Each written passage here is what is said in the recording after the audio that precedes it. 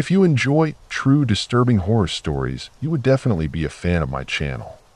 I upload true stories regularly, so if you want to be part of the journey, please like and subscribe. As always, enjoy the video. So, I've got a story that's been rattling around in my head for a while. I've told a few friends, but for the most part, I've kept it to myself because, well, who would believe me? It all started one rainy afternoon when I found myself scrolling through Craigslist, looking for a cheap couch for my tiny apartment. I was tired of sitting on a folding chair while binge-watching my favorite shows, and I figured I could score something decent at a good price. Little did I know, that couch would lead to one of the most unsettling experiences of my life. I stumbled upon an ad that caught my eye. It was a simple listing, vintage couch free to a good home. The images showed a slightly worn but charming-looking couch with an intricate floral pattern. Something about it felt nostalgic, like it belonged in a cozy grandma's living room. There was no contact number, just an email address, so I shot off a quick message. I didn't think much of it at the time, just hoping the owner would respond soon. Within a few hours, I got a reply. The owner, a guy named Mark, told me that he had inherited the couch from his grandmother and that he wanted it to go to someone who would appreciate it. He gave me an address not too far from my place and said I could come by the next day to pick it up. I was excited, free furniture. As I got ready for bed that night, I imagined how great the couch would look in my living room. The next day was overcast, and the air had that heavy, damp feeling that often precedes a storm. I hopped on my bike and made my way to the address Mark had given me. It was in a somewhat run-down part of town, with cracked sidewalks and peeling paint on the houses. As I approached the house, I noticed that it looked neglected, with overgrown weeds and broken shutters. A flicker of unease crept into my mind, but I brushed it off. It was just a couch, right? I knocked on the door, and it creaked open almost immediately, revealing a dimly lit entryway.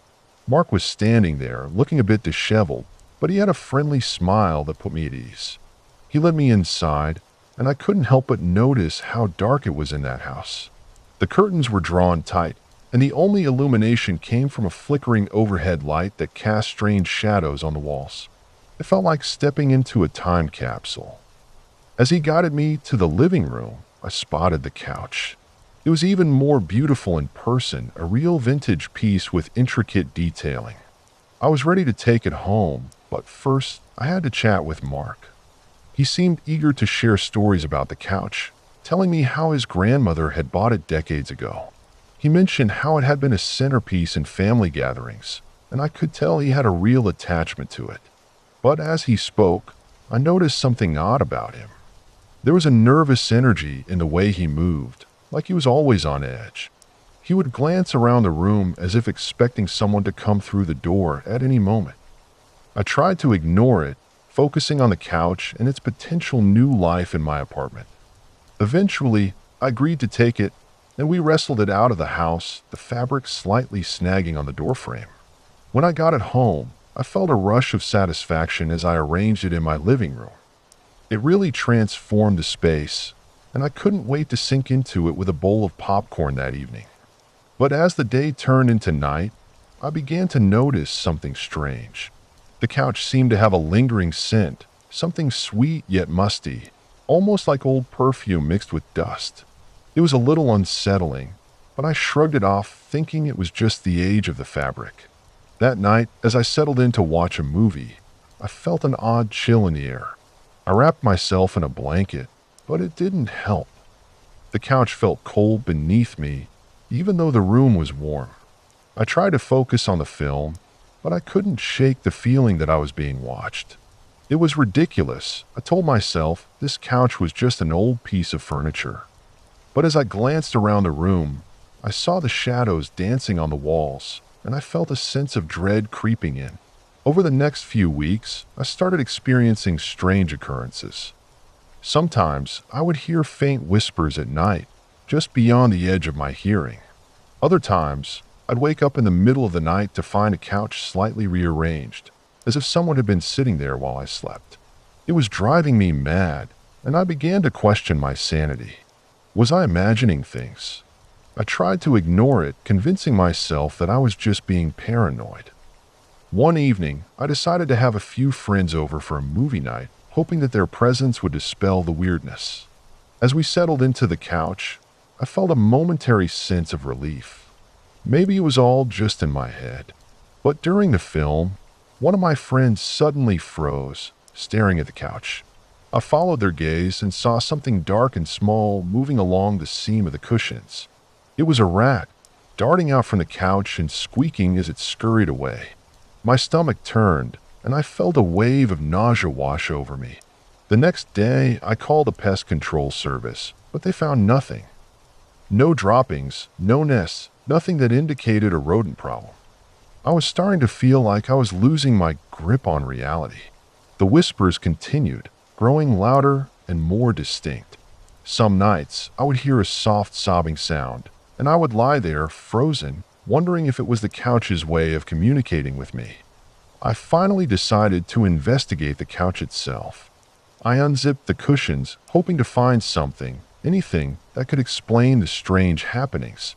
What I found made my blood run cold. There were old photographs stuffed deep inside the fabric, faded and yellowed with age. They showed a family, a happy family, gathered around that very couch. But as I examined them more closely, my heart sank. The eyes of the people in the photos seemed hollow, their smiles eerie and unsettling. It was as if they were begging for help from beyond the grave. In a panic, I covered the couch with a blanket and tried to ignore it. I thought about getting rid of it, but I felt strangely attached, like there was something holding me back. Maybe it was guilt, or maybe it was the fear of what I might be letting go. But the whispers grew louder, and the sobs more insistent. I was no longer sleeping well.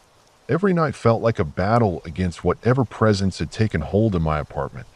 One night, I decided to confront the couch. I sat down and spoke to it, almost pleading with it to let me go. The air felt thick, and as I finished, I felt a sudden warmth envelop me. It was comforting but also frightening, like I had crossed a line I couldn't uncross. The whispers erupted into a cacophony, drowning out my thoughts, and for a moment, I felt like I was losing my mind. Finally, I couldn't take it anymore. It was either the couch or my sanity. I called Mark and told him I needed to return it. He agreed, and I loaded it back onto my bike, the fabric seeming heavier than before. When I arrived at his house, he opened the door with a knowing look in his eyes. He didn't ask what had happened, he just took the couch back, a faint smile playing on his lips. As I pedaled away, I couldn't shake the feeling that something had been watching me, waiting for the right moment to strike. I never spoke of it again, but every time I see a vintage couch now, I feel that chill run down my spine. The whispers haunt me still, a reminder of what lurked in the shadows of that seemingly innocent piece of furniture. And as I look back, I can't help but wonder if maybe Mark knew more than he let on, if he was just another piece in this strange puzzle. I guess some things are better left buried, or in this case, better left on Craigslist.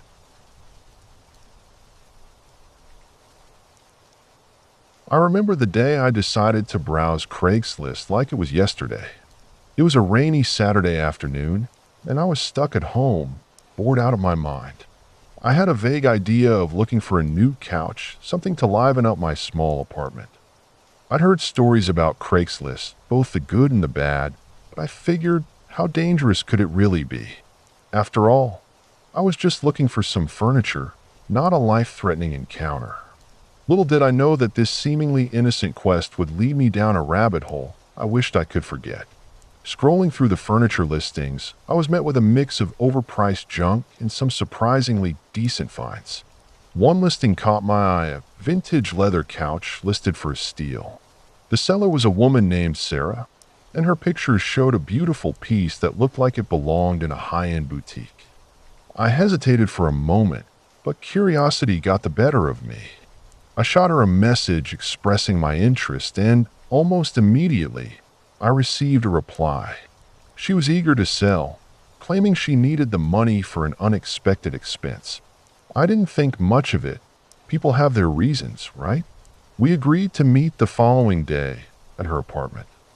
The next day, I hopped on the subway, excitement bubbling in my chest. As I approached her neighborhood, I couldn't help but feel a little nervous. The area was sketchy, filled with rundown buildings and an unsettling quiet that hung in the air. I tried to shake off the feeling. After all, I was just there for a couch.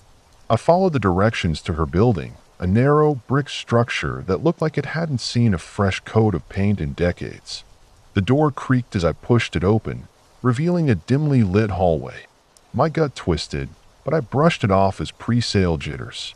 Sarah's apartment was on the second floor, and I climbed the stairs, each creak echoing in the eerily quiet corridor. When I reached her door, I knocked, and after a moment that felt like an eternity, it swung open. Sarah was nothing like I had expected. She was petite, with wild hair and eyes that darted around like a trapped animal. She welcomed me in with a warm smile, but something about her felt off. The apartment was cluttered but cozy, filled with mismatched furniture and strange knickknacks that seemed to stare back at me. The leather couch was positioned in the center of the living room, and it was even more stunning in person. As I inspected it, Sarah excitedly recounted its history. It had belonged to her grandmother, she said, who had impeccable taste. I nodded along, trying to ignore the nagging feeling in the back of my mind. While she talked, I couldn't help but notice the odd way she moved, her hands fidgeting and her eyes flitting around the room. It was as if she was trying to hide something, but I couldn't put my finger on it. I decided to ignore the red flags and focus on the couch. It was beautiful, and I was determined to make it mine. After some back and forth about the price, I agreed to buy it. Sarah seemed relieved, almost too relieved, as if she had been waiting for this moment. She offered to help me load it into my car, and despite my instincts telling me to decline the offer, I accepted. As we maneuvered the heavy couch down a narrow hallway, I felt a chill creep down my spine. The air was thick, and it felt like we were being watched. I tried to shake it off, attributing it to my overactive imagination. Once we got to my car, Sarah helped me secure the couch in the back seat. As I turned to thank her, I caught a glimpse of something in her apartment, something that made my heart race. There was an old, dusty mirror hanging on the wall, but it wasn't the mirror that caught my attention. It was the shadow behind it, a dark figure that seemed to shift just out of sight. I blinked, and it was gone. I dismissed it as a trick of the light, but the feeling of unease lingered. As I drove away, I felt a strange mix of relief and anxiety. I had just scored a fantastic deal, but I couldn't shake the feeling that something was very wrong. Over the next few days, the couch became a focal point in my living room. Friends admired it, and I felt a strange pride in my find. But as time passed, I began to notice odd things happening. Objects in my apartment would be out of place, and I would sometimes catch glimpses of shadows moving just out of my line of sight. I attributed it to my imagination running wild, but deep down, I knew something was off. One night, while I was watching TV, I heard a faint noise coming from the living room. It sounded like soft whispers, almost like a conversation happening just beyond my hearing. I stood up, heart pounding, and walked into the room. The couch sat there, eerily still, but the air felt charged, as if something was waiting. I shivered and turned to head back to my room when I caught a reflection in the glossy surface of the coffee table. It wasn't just my reflection. It was Sarah's face, twisted in a silent scream. I gasped and turned around, but the room was empty. I didn't sleep that night. The whispers grew louder, filling my mind with dread. I decided to dig deeper into Sarah's life, hoping to find some explanation for this nightmare. I searched her name online and stumbled upon an old news article. It detailed the mysterious disappearance of a woman in her neighborhood. The description matched Sarah perfectly. The article mentioned how she had been last seen at her grandmother's house, which was just a few blocks from where I had met her. My stomach dropped as I read the chilling details. The case had gone cold, and the unsettling thought that I might have taken something that didn't belong to me gnawed at my conscience. Over the next few weeks, the disturbances in my apartment escalated. I started hearing footsteps when I was alone, and the whispers transformed into frantic cries for help. I felt a presence lurking just out of sight, watching me, waiting for something. I couldn't take it anymore. I decided to return the couch, even if it meant facing Sarah again. I needed to rid myself of whatever darkness had seeped into my life. I drove back to her building, my hands shaking on the steering wheel. The moment I stepped into the hallway, the air felt heavy, like a weight pressing down on my chest. I knocked on Sarah's door, heart racing. After what felt like an eternity, she opened it, her expression unreadable. I told her I needed to return the couch. It felt wrong to keep it. She didn't say a word, her eyes narrowing as she stepped aside to let me in. The apartment looked exactly the same, cluttered and dark, but there was a palpable tension in the air. As I placed the couch back in the living room, I felt a sense of relief wash over me. But as I turned to leave, I felt a cold hand grip my shoulder. I spun around, but Sarah was just standing there, a smile plastered on her face that didn't reach her eyes. I rushed out of the apartment, the door slamming shut behind me. The whispers followed me as I fled down the stairs, echoing in my ears. I never looked back. After that, I made a promise to myself. I would never again seek out the seemingly innocent deals that Craigslist had to offer. Sometimes it's better to pay a little extra and buy from a store than to risk your sanity for a vintage couch.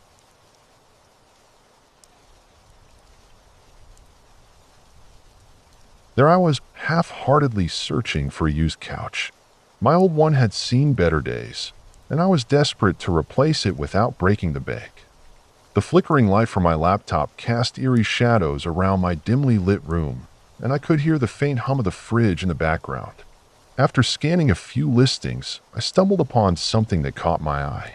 It was a post that simply read, "Free couch, must pick up tonight." The ad had no pictures, and the description was vague, but something about it intrigued me. I figured, what did I have to lose? A free couch was a steal, even if it turned out to be a total dud. I clicked on the ad, and my heart raced a little as I read through the details. The poster, who went by the name Tony, mentioned that the couch was in great condition and that he had just moved into a new place and didn't have room for it. He gave a vague address in a neighborhood I wasn't too familiar with, but it was only a 15-minute drive from my apartment. I hesitated for a second, considering the sketchiness of it all, but then I remembered that I was broke and needed a couch. So I shot Tony an email telling him I was interested and could be there in about 30 minutes. He replied almost instantly with the address and a quick note saying to come around back. The drive over felt longer than I expected. The streets were mostly empty, and the suburban houses became less inviting as I approached Tony's place. The further I went, the more rundown the neighborhood seemed. I parked in front of a dilapidated house with peeling paint and weeds choking the lawn. The porch sagged, and the windows were dark. Something about the place sent a chill down my spine, but I brushed it off as nerves. After all, I was just picking up a couch. I walked around to the back as instructed, and that's when things got really weird. The backyard was a mess of overgrown grass and discarded furniture. I spotted the couch almost immediately. It was a deep brown leather thing, oddly pristine compared to the rest of the debris surrounding it. It looked like it belonged in a fancy living room rather than this rundown yard. I approached it cautiously, wondering if I was making a mistake. Just as I reached out to touch it, I heard a noise behind me, a rustling sound that made me spin around. There was Tony, and he was nothing like I expected. He was tall and lanky, with unkempt hair and a scruffy beard. His clothes were worn and disheveled, and he had a strange, unsettling grin plastered on his face. Tony didn't say much as he gestured towards the couch, and I felt a shiver run down my spine. The way he looked at me was unnerving, like he was sizing me up. I chuckled nervously, trying to ease the tension. I was there for a couch, not a horror movie, right? I inspected the couch more closely, and I could see that it was indeed in good shape. No rips or stains, and it smelled clean, which was a relief. I decided to take it, despite the odd vibes coming from Tony. I texted a friend to let them know where I was, just in case. I figured it was better to be safe than sorry, even if I was being a little paranoid. Tony helped me load the couch into my car, and I noticed he was unusually strong for someone who looked so lanky. His grip was tight as he hoisted a couch, and I felt a sense of unease creep over me again. As we finished loading it up, Tony leaned in a little too close for comfort, his breath smelling faintly of something rancid. He told me he had a great collection of furniture if I ever wanted more. I nodded politely, trying to keep the interaction brief. I just wanted to get out of there. I said my thanks and hurried back to my car, the whole situation feeling increasingly surreal. I drove off, the image of Tony watching me fade into the distance. Once I got home, I felt a mixture of relief and unease. The couch looked great in my living room, and I convinced myself that I had made a good decision. But as the night wore on, I couldn't shake the feeling that I had brought something unsettling into my home. It was like the couch had an aura of discomfort surrounding it, and I found myself glancing at it every now and then, half expecting it to move on its own. Days passed, and I tried to forget about the strange encounter. I even invited some friends over to show off my new couch.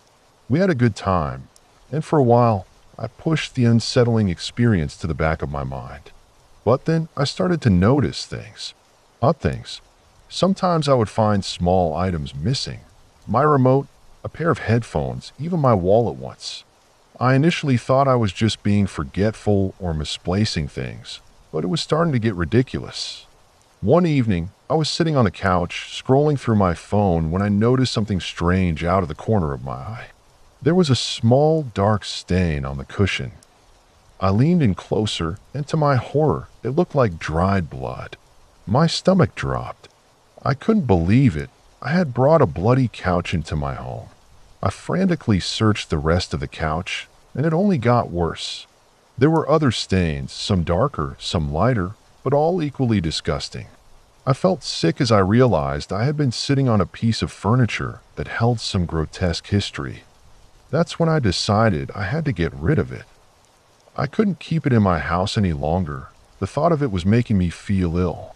I posted it on Craigslist, offering it for free, just like Tony had. I was desperate to rid myself of it, hoping someone else would take it off my hands. The responses were slow at first, but eventually I got a message from someone interested. I arranged for them to come by the next day. When they arrived, I was relieved to see it go. The guy who took it seemed excited, almost too eager. He helped me load it into his truck without a second thought, and as he drove away, I felt a wave of relief wash over me. I cleaned my apartment thoroughly afterward, wanting to erase any remnants of that couch and the unease it brought into my life. But even after it was gone, the feeling of dread lingered. I couldn't shake the thought of Tony, his unsettling grin, and the feeling that something wasn't right. Weeks passed, and I finally started to feel normal again, until one day, I opened my door to find a package left on my doorstep. It was a small box, and my heart raced as I picked it up. There was no return address, and I hadn't ordered anything. Inside, I found a note that simply read, "I hope you enjoy your new couch." My blood ran cold. I didn't have to look inside to know it was from Tony. I never did find out what happened to that couch or what Tony's intentions were. All I knew was that I was thankful to be rid of it, but I couldn't shake the feeling that it wasn't over. The unease had become a part of my life, a reminder that sometimes you never really know what you're bringing home when you answer a Craigslist ad.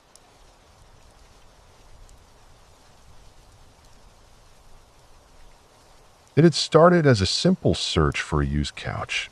My old one had seen better days, and with a tight budget, I figured Craigslist would be my best bet. But as I was browsing through the listings, I stumbled upon something that turned my casual search into an experience I would never forget.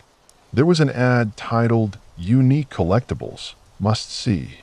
It had no photos, just a long-winded description that piqued my interest. The seller claimed to have a collection of vintage items that came with a story, each piece more intriguing than the last. I usually ignored ads without pictures, but something about the way this one was written pulled me in. It promised a once-in-a-lifetime opportunity and mentioned something about the items being haunted. I chuckled at the absurdity of it, but that little thrill of curiosity kept me glued to the screen. The seller's location was a bit off the beaten path, a small town about an hour from where I lived. I contemplated the drive, but quickly pushed the thought aside. I had enough on my plate. Still, I couldn't shake the feeling that I had to see these collectibles. So I shot off an email, half expecting to never hear back. To my surprise, I received a reply almost immediately. The seller was eager to meet and even suggested a time that same night. The urgency in the message was palpable, and though I felt a twinge of unease, I ignored it in favor of my curiosity. I grabbed my jacket and set off, the night air feeling colder than usual. The drive was uneventful, the streets dark and empty, but there was an unsettling excitement coursing through me. I arrived at the address, a ramshackle house that looked like it had been forgotten by time. The paint was peeling, and there were weeds overtaking the front yard. I parked my car and took a deep breath, half expecting a ghost to greet me at the door. Instead, I was met by a middle-aged man with disheveled hair and an intense gaze. He didn't say much but motioned for me to come inside. The interior was dimly lit and cluttered, every surface covered with knickknacks, old furniture, and what looked like a mix of antiques and junk. It felt like stepping into a time capsule. My heart raced as I scanned the room, and I couldn't help but wonder what kind of items were hidden in this chaotic collection. The seller led me to a back room, which was even darker than the rest of the house.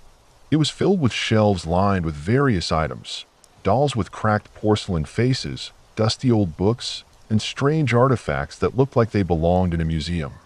He started pulling things off the shelves one by one, telling me their stories in a low, almost conspiratorial tone.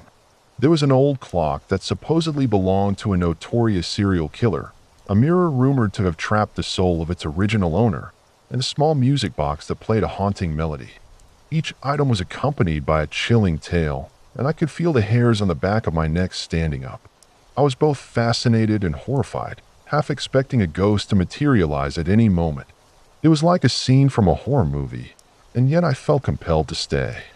As he continued to show me his collection, I noticed something unsettling about the man himself. His eyes darted around the room, as if he were paranoid about being watched. He often looked over his shoulder, and whenever I made eye contact, there was an intensity in his gaze that sent shivers down my spine. I tried to shake off the feeling and focus on the items instead. I was drawn to a particularly ornate box with intricate carvings, and as I picked it up, I felt a sudden chill rush through me. The seller watched me closely, his expression unreadable. After what felt like an eternity of browsing, I knew I had to make a decision. The man was eager to sell, and I was drawn to a few pieces that seemed to call out to me. I settled on the music box and the ornate box, hoping they would add an interesting touch to my home. The seller's demeanor shifted.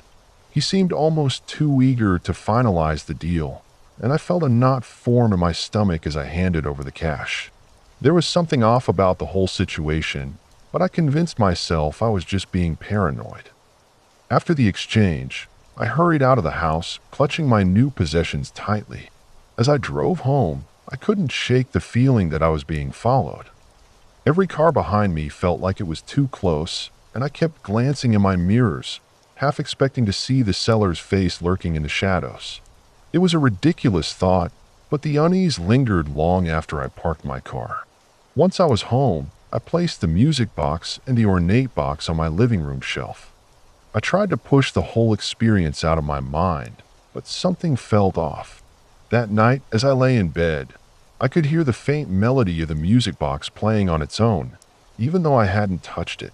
It was soft at first, almost like a whisper, but it grew louder, echoing through the silence of my apartment. I bolted upright, heart racing, and turned on the lights. The music stopped. I told myself it was just my imagination, that I was still shaken from the eerie encounter. But as the days passed, strange things began happening. I would find doors slightly ajar that I was certain I had closed. Shadows flickered in the corners of my vision, and I could sometimes hear whispers that seemed to come from nowhere. I tried to dismiss it as paranoia, but deep down, I knew something wasn't right. It all came to a head when I had friends over for a movie night. The atmosphere was light and fun, but as the evening wore on, the music box started playing again, this time with a chilling urgency. My friends laughed it off, but I felt a cold dread wash over me. I excused myself and went to the living room, where the box sat innocently on the shelf. I reached for it, and that's when I noticed the ornate box had been moved, sitting slightly askew. I hadn't touched it since I brought it home. Panic surged through me. I didn't want to believe the stories the seller told, but I couldn't ignore the reality unfolding around me.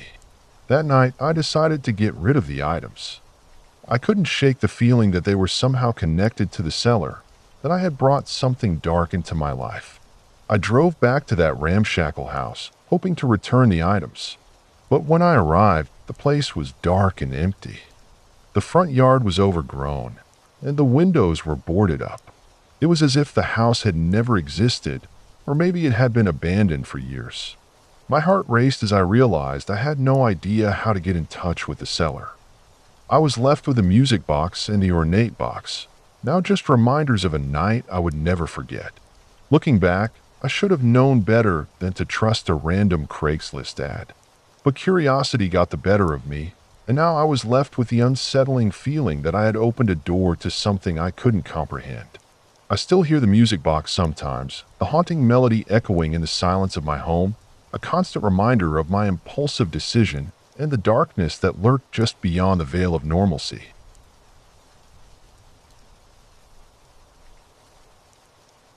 I was scrolling through Craigslist one evening, just like any other bored night. I wasn't looking for anything in particular, maybe some furniture, a new bike, or even a random job listing.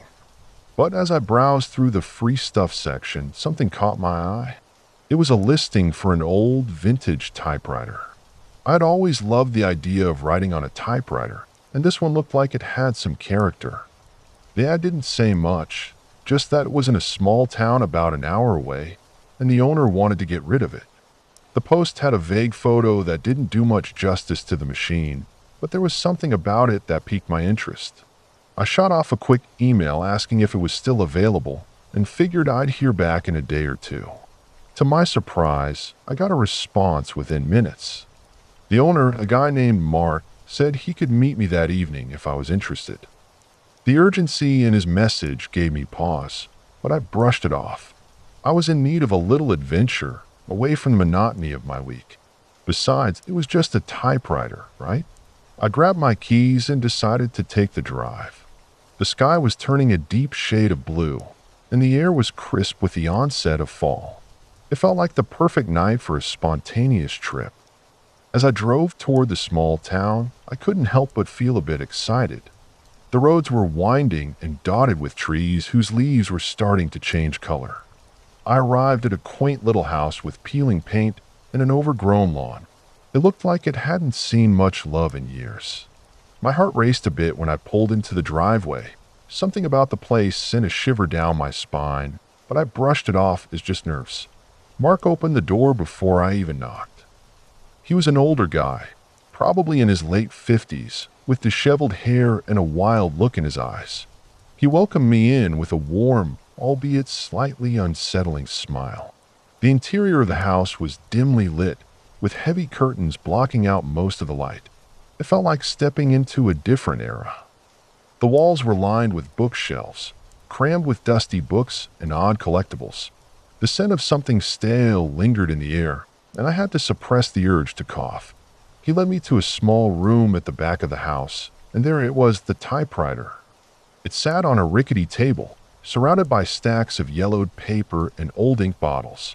The machine had a vintage charm, but it also looked like it hadn't been used in ages. As I examined it, Mark started talking about its history, mentioning how it had belonged to his late father, who had been a writer. I nodded along, but I was more focused on the typewriter itself. There was an odd energy in the room, and I couldn't shake the feeling that something was off. After a few minutes of back and forth, I decided to buy the typewriter. Mark insisted on giving me a deal, claiming he just wanted it to go to a good home. I could sense his eagerness to unload it, and that only fueled my curiosity. I handed him some cash, and as I did, he casually mentioned that he had some other items if I was interested. My instinct screamed at me to leave, but I was intrigued. I asked what he meant, and he motioned for me to follow him into another room. This room was even darker, with barely any light filtering through the curtains. It was cluttered with all sorts of strange objects, old photographs, rusty tools, and what looked like boxes filled with unknown contents. My heart raced as he began pulling things out, showcasing them like a twisted magician revealing his secrets. I felt trapped in a surreal nightmare, but I couldn't look away. He handed me an old photo, and for a second, I felt a jolt of fear. The people in the picture looked eerily familiar, but I couldn't quite place why. Mark continued rummaging through his collection, and that's when I noticed a small, locked box tucked away in the corner. It was peculiar, almost out of place among the chaos. I asked him if he knew what was inside, and he just shrugged, saying it had been there for years. My curiosity piqued. I asked if he'd sell it to me, but he laughed it off, saying it was worthless. After what felt like an eternity, I finally made my excuses to leave. I grabbed the typewriter, headed for the door. As I walked out, I glanced back at Mark. He stood there, that unsettling smile plastered on his face, waving me goodbye. I couldn't shake the feeling that I was leaving something behind, something that I should have taken with me. The drive home felt longer than usual as I replayed the evening in my head, each detail more disturbing than the last. Once I got home, I set the typewriter on my desk, feeling a strange attachment to it. I decided to give it a go, hoping to channel some inspiration. As I sat down and began typing, the keys felt stiff, but I was determined. The first few lines flowed easily, but then something odd happened. The typewriter began to type on its own, words forming that made no sense, eerie phrases that sent chills down my spine. I tried to stop it, but my fingers wouldn't budge. I was paralyzed as the machine rattled and clacked, spewing out incoherent sentences, almost like a bizarre confession. Panic set in as I finally wrestled control back and slammed my hands down on the keys, stopping the chaos. I stared at the page, heart pounding. The words seemed to bleed into my mind, and I knew that whatever Mark had been involved in, it wasn't just about a typewriter. I couldn't shake the feeling that I had brought something dark into my home. I shoved the typewriter into the corner of my room, hoping to forget about it. But the nights that followed were restless. I kept hearing faint clicking sounds, like someone was typing in another room. The walls felt like they were closing in, and every shadow seemed to whisper secrets I wasn't ready to hear. I tried to convince myself it was just my imagination, but deep down, I felt the weight of Mark's presence lingering. The typewriter was no mere object. It was a portal into something far more sinister than I had anticipated. Eventually, I couldn't take it anymore. I grabbed the typewriter, ready to drive it back to Mark, but when I got to his house, it was empty. The lawn was even more overgrown, and the windows were boarded up. I felt a chill run down my spine as I realized I had stumbled into something I wasn't meant to find. I drove home, the typewriter still in my trunk, and made a promise to myself to never let it see the light of day again. Yet every time I looked at it, I felt the pull of its dark history, a reminder of the night I didn't just pick up an old typewriter, but unearthed something that should have remained buried.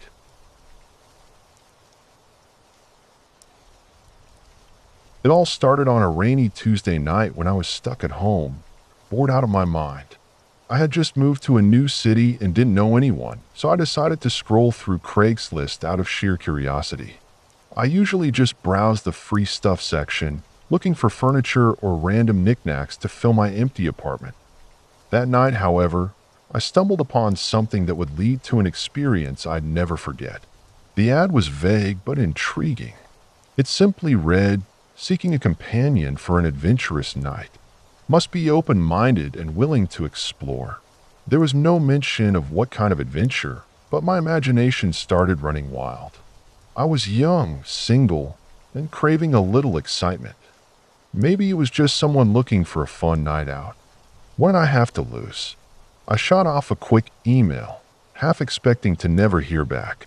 To my surprise, I received a response just a few minutes later. The reply was just as vague as the ad, but it piqued my curiosity even more. The person, who went by the name, suggested a meetup at a local diner. They claimed to be a photographer looking for someone to model for an underground art project. The idea sounded innocent enough, and I figured it could be a fun way to break the monotony of my new life. After a bit of back and forth, we settled on a time and place, and I felt a flutter of excitement as I put my phone down. The diner was a classic, with neon lights and a checkered floor. I arrived a little early, my heart racing at the prospect of meeting someone new. I took a seat at the counter, ordering a cup of coffee and trying to shake off the nerves. As I sipped the bitter brew, I scanned the place. It was nearly empty, save for an elderly couple in a booth and a couple of truckers at the far end. I felt a bit out of place, like I was waiting for something that might not happen. When M finally walked in, I barely recognized them. They were dressed in all black, with an oversized hoodie that obscured their face. They took a seat across from me, and for a moment, we exchanged glances, sizing each other up. There was an intensity in their eyes that made me uneasy, but I brushed it off as part of the intrigue. M quickly shifted the conversation to the project, explaining they were trying to capture raw, unfiltered moments of people in unusual settings. It all sounded artistic and avant-garde, and I found myself getting drawn in. We talked for what felt like hours, and I started to relax. M suggested we take a drive to a nearby abandoned warehouse that they claimed would make for an excellent backdrop. The thrill of the unknown was intoxicating, and I found myself saying yes before I could really think it through. I hopped into M's car, trying to ignore the nagging voice in my head that warned me to be cautious. The drive was filled with a strange energy, a mix of excitement and apprehension. The further we went, the more desolate the landscape became. The warehouse was tucked away off a dirt road, its exterior crumbling and covered in graffiti. I felt a chill run down my spine as we parked, but M seemed so at ease, as if they had done this 100 times before. I followed them inside, the door creaking ominously behind us. The interior was even more unsettling than the outside. Shadows danced in the dim light filtering through broken windows, and the air was thick with dust and the smell of decay. M pulled out a camera, their demeanor shifting from casual to intensely focused. They began snapping pictures, directing me to pose in various spots.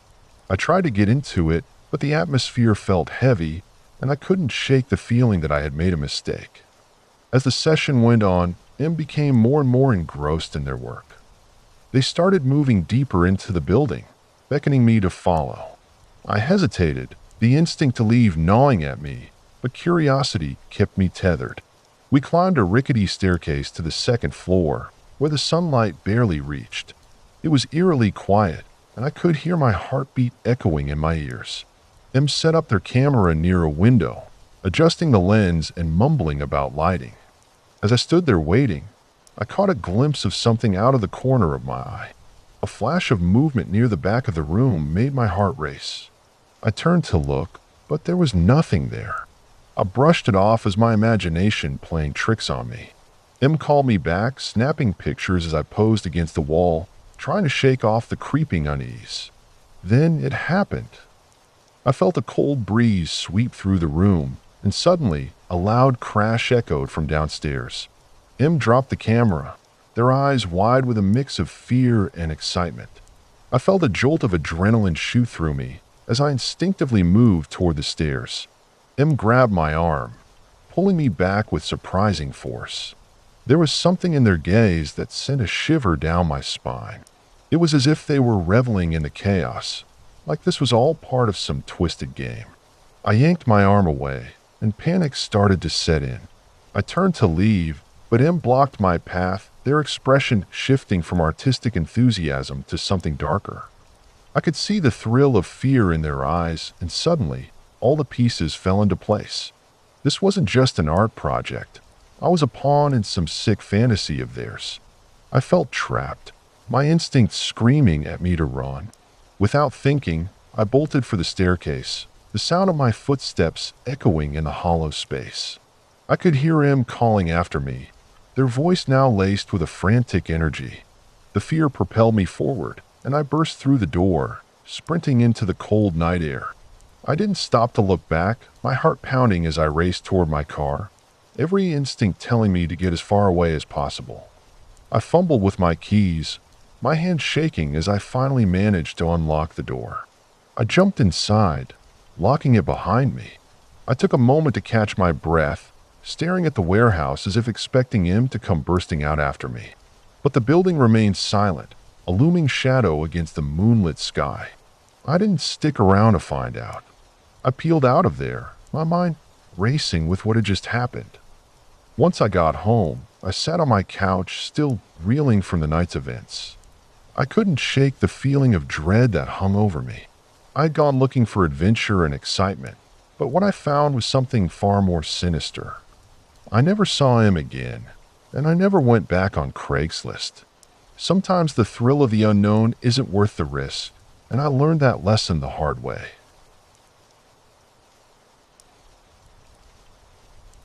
It was one of those lazy afternoons when I found myself scrolling through Craigslist, half-heartedly searching for some random furniture to fill up my empty apartment. I had recently moved to a new city, and with that fresh start came the urge to find something unique. I stumbled upon a post that caught my eye. The title read, "Antique Mirror for Sale, Must Go," and the description was just vague enough to pique my curiosity. The seller claimed it belonged to their grandmother and had been passed down for generations. The price was laughable, almost too good to be true. I couldn't resist. The post included a few pictures, and while the mirror itself looked beautiful, there was an unsettling quality about it. The frame was ornate with intricate carvings, and the glass had a foggy quality that seemed to distort the light. I imagined it hanging in my living room, conversation starter. After a quick back and forth through email, I arranged to meet the seller at their home the next day. The address led me to a neighborhood that was a stark contrast to the trendy area I lived in. As I approached the house, I noticed it was an old Victorian, slightly dilapidated but still holding on to its charm. The paint was peeling, and the garden was overgrown. I felt a twinge of unease but brushed it off. It was just an old house after all. When I knocked on the door, it creaked open slowly, revealing a dimly lit hallway. The seller was nowhere in sight, so I stepped inside, calling out in case they were around. The interior was just as I expected, dusty and filled with antique furniture that seemed to have been untouched for years. I wandered in, drawn to the mirror, which was leaning against the wall in the living room. As I got closer, I could feel a chill in the air, almost as if the room was holding its breath. The mirror was even more stunning in person, its surface gleaming under the faint light. I glanced around, half expecting the seller to emerge, but there was only silence. After a few minutes of waiting, I decided to check my phone for any messages. That's when I noticed a small figure in the corner of the room, almost hidden behind a large potted plant. It was a child, their face pale and expressionless. My heart raced for a second, and I nearly turned to leave, but curiosity got the better of me. I approached slowly, and as I got closer, the child just stared at me, unblinking. There was something off about them. It was as if they were more of a shadow than a person, devoid of life. Suddenly, the front door creaked open, and the seller appeared, a middle-aged woman with wild hair and a distant look in her eyes. She seemed to notice me for the first time and hurried over, apologizing for the wait. I was too distracted by the child to respond. The woman didn't seem bothered by their presence at all. Instead, she launched into a story about the mirror, explaining how it had been in her family for generations, how it was rumored to reflect not just appearances but the true nature of people. I nodded along, but my eyes kept drifting back to the child, who hadn't moved an inch. As she spoke, I felt a strange energy in the room, an oppressive weight in the air. The woman was talking about how her grandmother had always warned her about the mirror, how it was said to show the real you. I shook my head, trying to focus on her words, but the child's gaze was piercing. I could feel an inexplicable urge to look into the mirror myself, to see what it would reveal. The woman offered to let me take it home for a trial period, as she was eager to get rid of it. Without thinking too much, I agreed. When I got home, the mirror seemed to change the ambience of my apartment. It was like it absorbed the light and twisted the atmosphere around it. I hung it in my living room and stood in front of it, staring at my reflection. It looked normal, yet something felt off. I brushed it aside, thinking I was just being paranoid. Over the next few days, I started to notice odd things happening. I'd catch glimpses of movement in the mirror when there was nothing behind me. Shadows that didn't belong, fleeting images that made my heart race. I tried to brush it off as my imagination running wild, but the uneasy feeling kept creeping back. Friends who visited would comment on how eerie the mirror was, how it seemed to have a life of its own. One night, after a long day at work, I found myself staring into it again. This time, the reflection seemed to shift. I could see the outline of the child from the seller's house, standing behind me. I spun around, but the room was empty.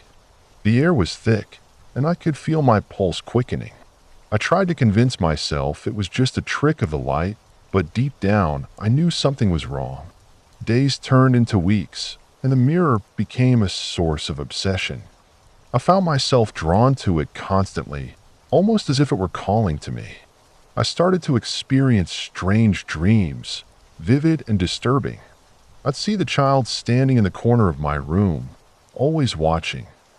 It became difficult to differentiate between what was real and what was a figment of my imagination. I felt trapped, ensnared by the mirror's dark allure. Finally, I decided I needed to get rid of it. I couldn't take it anymore. I packed it up and drove back to the seller's house, my heart pounding the entire way. When I arrived, the house looked even more decrepit than before. I knocked on the door, and to my relief, the woman answered almost immediately. She didn't seem surprised to see me, as if she had been expecting my return. I handed her the mirror, my hands trembling.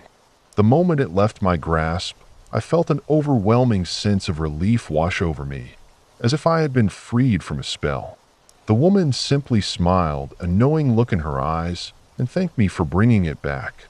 As I turned to leave, I glanced at the child one last time, standing just behind the woman. This time, they smiled back at me, and I felt a chill run down my spine.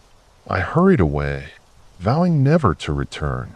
I learned to live without the mirror, but I can't shake the feeling that it's always watching me, lurking in the shadows of my mind. I still wonder about that child, how they seemed so real yet so unnerving. Sometimes I catch glimpses of reflections that aren't mine in the windows of buildings as I walk by. I don't know what the mirror revealed or what it was trying to show me, but I'm glad it's no longer in my life. Some things are better left unseen, and some mirrors should remain covered. It was a rainy Tuesday evening when I first stumbled upon that Craigslist ad. I was scrolling through the free stuff section, half-heartedly looking for anything that could spruce up my apartment. You know how it goes, boredom sets in, and suddenly you're knee-deep in the online classifieds. That's when I saw it, a post that simply read, "Free vintage stereo system. Must pick up tonight." The post was only a few hours old, and the photos showed a beautifully retro-looking set with wooden panels and glowing dials. I could already picture it sitting in my living room, a centerpiece for my terrible taste in music. Of course, I hesitated. Craigslist has its fair share of horror stories, and I was well aware that not everything that glitters is gold. But the temptation was too strong. I sent an email to the poster, figuring I'd at least inquire about it.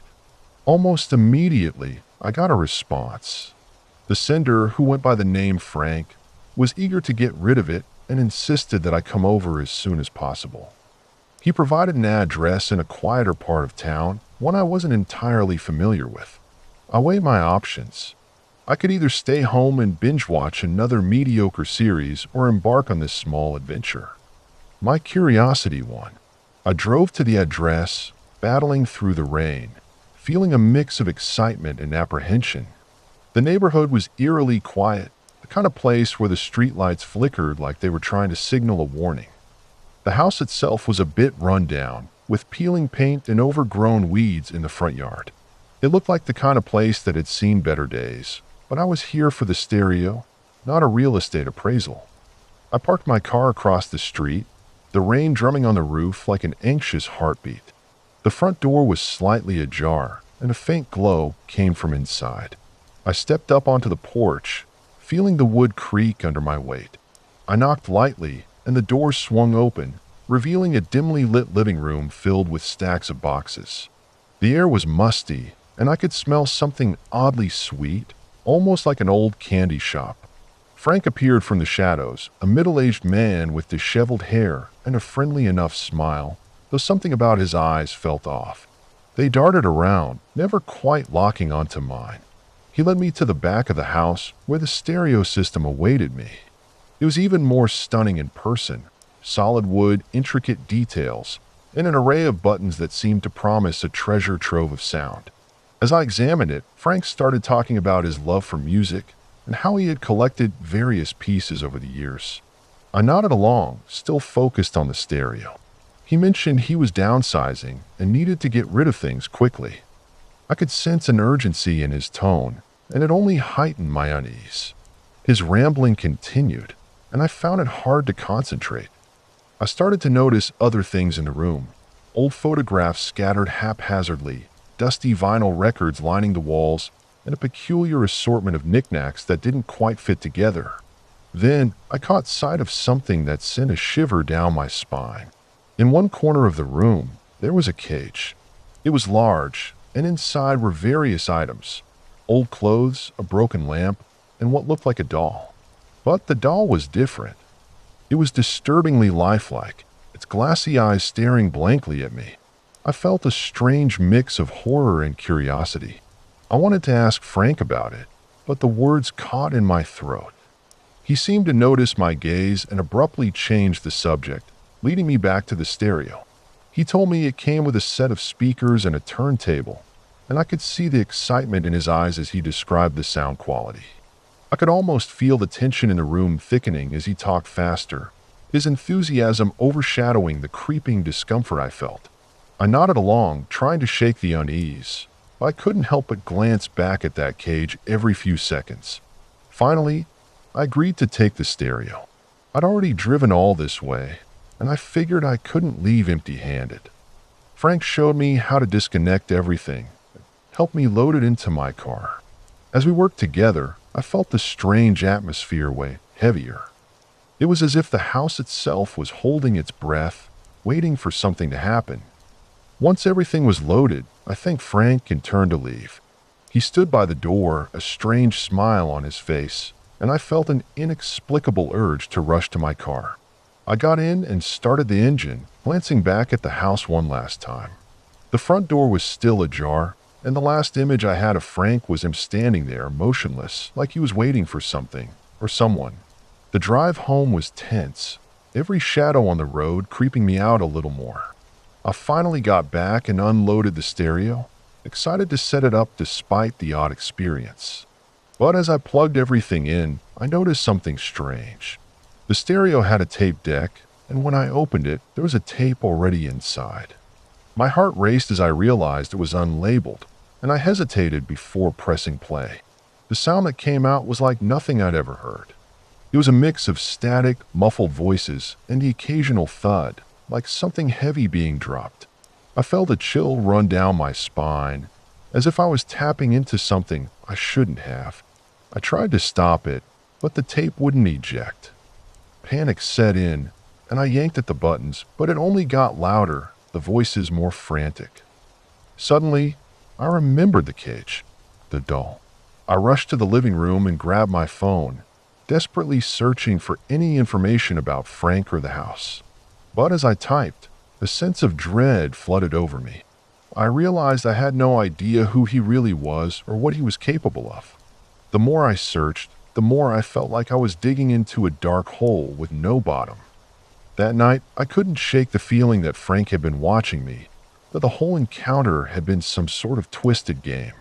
I still have that stereo sitting in my living room, and every time I glance at it, I feel a shiver. Sometimes, late at night, I can almost hear the tape playing softly, the muffled voices echoing through my mind. It's been weeks, and I still can't bring myself to confront it, to figure out what it all means. But I know one thing for sure: not every deal on Craigslist is a good one, and sometimes it's better to leave things untouched.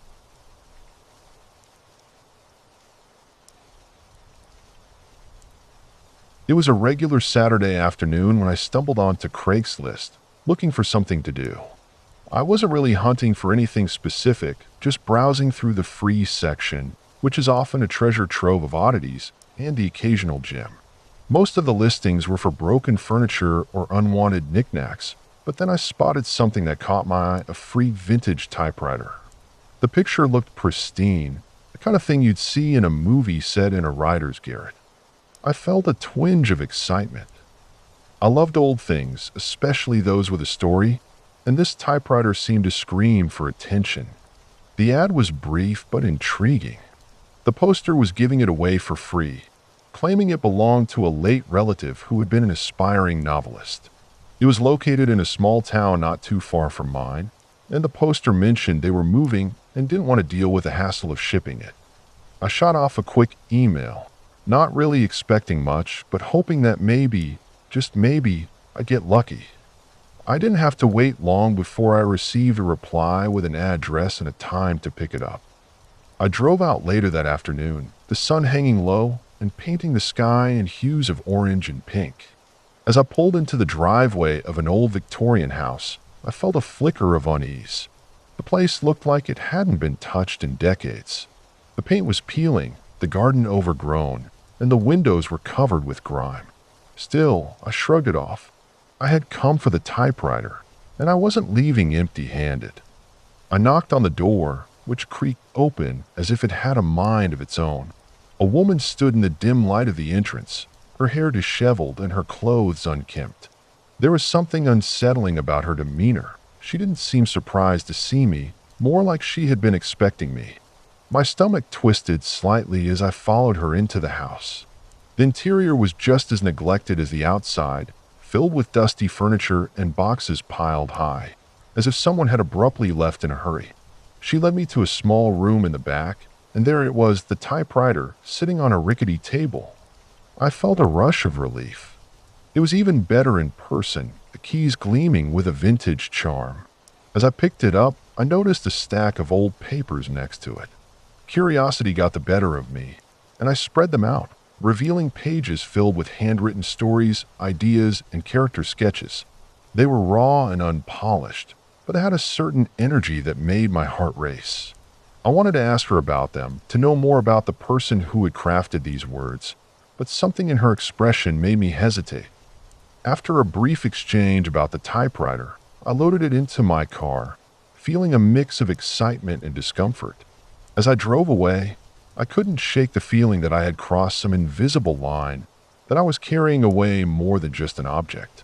That night, I set the typewriter on my desk, eager to give it a new life. I decided to dive into the papers I had brought home, hoping to find inspiration.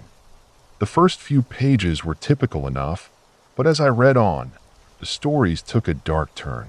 They spoke of obsession, madness, and a peculiar fixation on the woman who had given me the typewriter. The more I read, the more I felt like I was peering into the mind of a troubled soul. The writing grew darker, more frantic, as if the author was spiraling into their own despair. I couldn't shake the feeling that I was being drawn into a strange and unsettling world. As I flipped through the pages, I noticed the woman's name mentioned repeatedly, her likeness described in haunting detail. It was as if the writer had been documenting their descent into obsession, and I found myself increasingly disturbed. Days turned into weeks, and I became absorbed in the stories, but the unease never left me. I started to see shadows in the corners of my vision, hear whispers when the house was quiet. It felt as though the energy of the typewriter, and the stories had seeped into my life, warping my reality.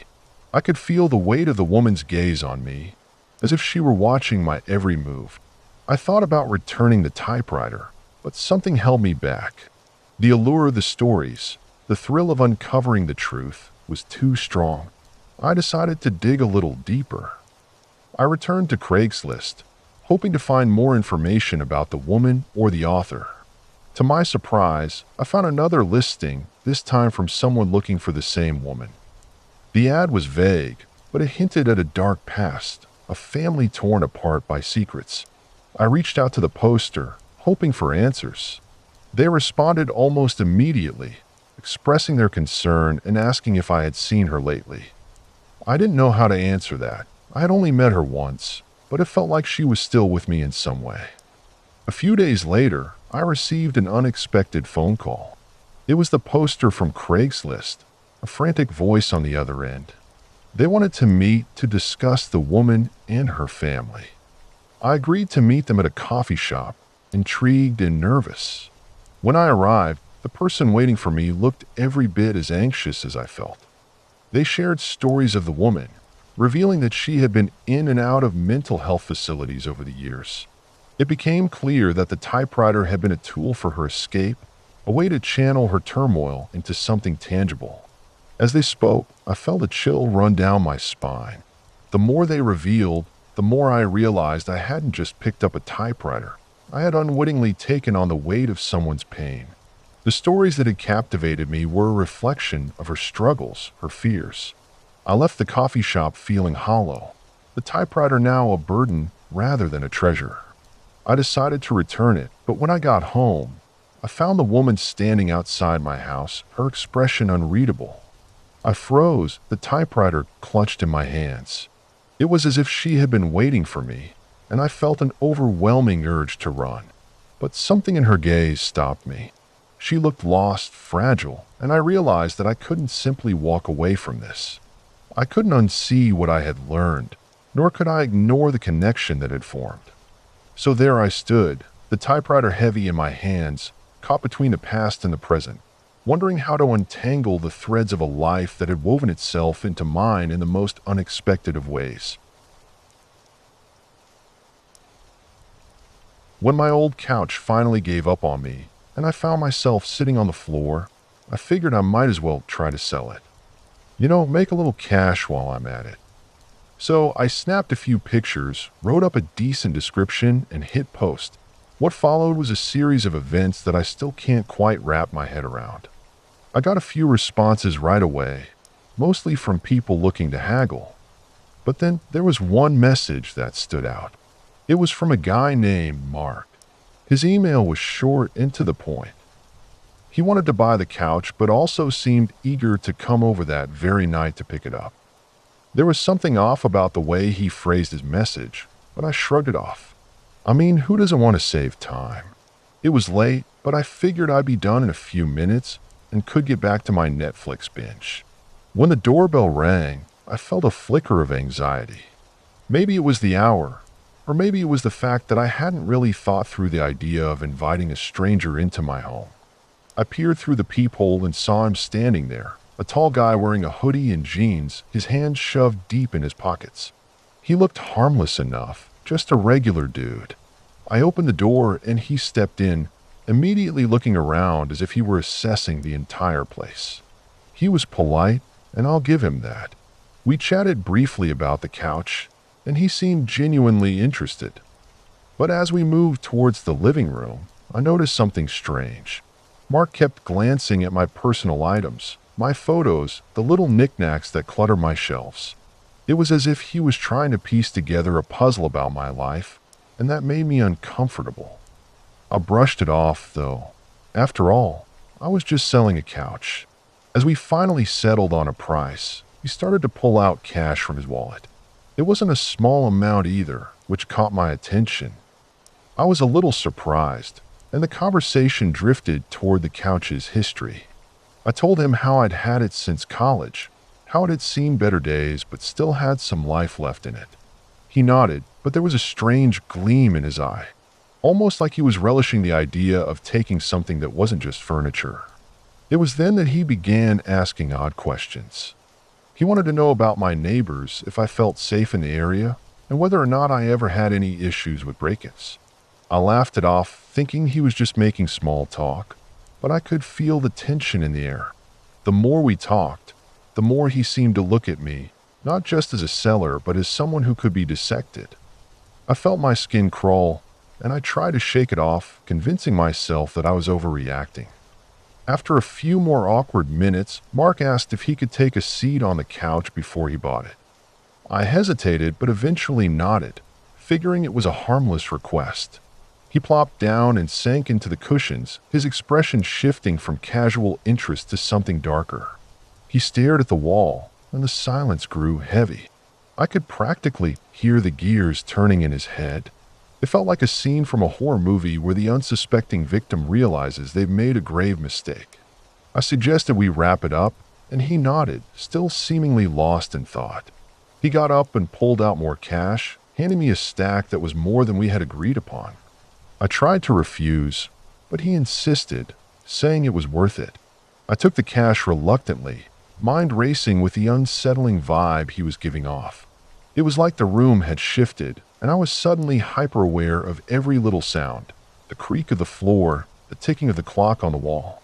As we moved the couch towards the door, Mark suddenly became enthusiastic, almost too eager. I could feel his energy shifting, and I started to panic a little. The way he moved, the way he smiled, it felt off. The door swung open, and as he stepped outside, I noticed he had parked a van right in front of my apartment. It was unmarked and dark, just blending in with the night. My heart raced as he lifted the couch, and I quickly followed him outside, hoping to keep the situation under control. Once we reached the van, he tossed the couch in like it weighed nothing. I felt a wave of relief wash over me, thinking that soon he'd be gone. As he closed the van door, I glanced at his face and saw something that sent chills up my spine. He looked at me with an intensity one had never experienced before, as if he were cataloging every detail of my existence. I waved goodbye, feeling a strange sense of dread creeping in. The door to the van slammed shut, and I turned to head back inside. But just as I did, I heard him call out my name. It felt like an echo, the way he said it, as if it had been rehearsed. I turned around, my stomach dropping. He was standing by his van, staring at me with a smile that didn't reach his eyes.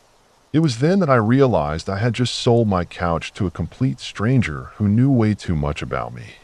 I rushed inside, locking the door behind me, heart pounding. I felt a wave of nausea wash over me as I sank onto the floor. I couldn't shake the feeling that something wasn't right.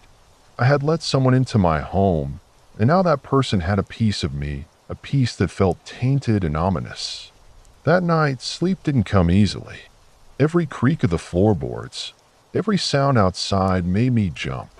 I couldn't shake the image of Mark's smile from my mind, nor could I forget the way he looked at me as if I were just another item on his list to collect. In the days that followed, I tried to push it all aside, chalking it up to paranoia. Life went on, but the unease lingered like a shadow. I found myself constantly glancing out the window, checking to see if the van was parked outside, if Mark would show up again. I thought about taking the post down, but I couldn't shake the feeling that he was already too close, that he was watching me somehow. I never did see him again, and I eventually sold my other furniture on different platforms, avoiding Craigslist altogether. But there's a part of me that still wonders about that night, about Mark and his unsettling curiosity. It's a reminder that sometimes the most mundane tasks can lead you down a dark path when you never intended to travel.